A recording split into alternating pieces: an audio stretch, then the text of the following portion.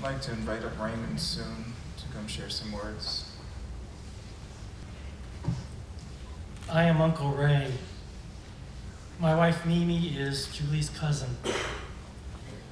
I first met Julie when she was a teenager in her parents' home in the early 1980s.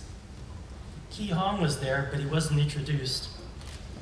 I didn't know who he was, except that he followed Julie around everywhere and stuck by her like glue. Ki Hong never spoke to me during our first several meetings, even when he came with her family to visit us in Sacramento. I initially thought he was mute. He finally spoke to me when it became unavoidable, probably when he had to use the restroom. From that point on, Ki Hong was a nonstop talker. It was obvious from the beginning that he and Julie complemented each other perfectly. As our relationship progressed, I was later honored to speak at their wedding banquet. I got to know Ki Hong best during our many camping trips. It became a tradition for him to barbecue Korean beef for the first night's dinner of our trips. Each slice of beef was always cooked perfectly. He was truly at his element barbecuing. It was like watching a master chef at work. He had everything prepared perfectly down to the last detail. Every charcoal briquette was positioned perfectly. The cooking grate was spotless. He had every tool and utensil. I marveled at his ability to barbecue fresh caught trout directly on the grate without drying the meat or tearing the skin. During campfires, Ki Hong could perfectly char marshmallows on a stick. He was unrivaled at making s'mores. As you've heard earlier, I also remember Ki Hong to be a true foodie. He always seemed to get excited talking about food or restaurants. Although he loved good food, he never complained if any of us served him a bad meal. I could burn a piece of meat on the barbecue, and he would eat it without saying a word.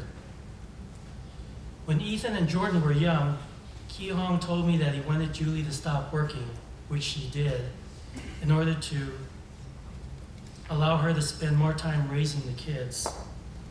He always put his family first. Ki Hong, Julie, and the boys were fortunate to have already gotten in a lifetime of travel.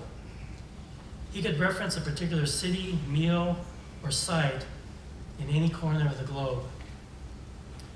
He always seemed to salivate when talking about Tuscan steaks. What I remember most about Ki Hong was his ever-present smile. Even when he was upset, that smile would still be there. Ki Hong had the patience of Job. At his most exasperated, he would simply sigh and just say, "Julie." He always, always, always put others ahead of himself. Ki Hong and I talked about lots of things. He knew a lot about a number of topics, from new cars to real estate and everything in between. But he never acted like a know-it-all. Just last year, we were with a big group, eating dinner in Westminster. Afterwards, I wanted to check out the local night market. Everyone was too full to go, but Ki Hong was the only one who volunteered to keep me company. It's common to say nice things about the departed at occasions like this. However, in this case, it's all true.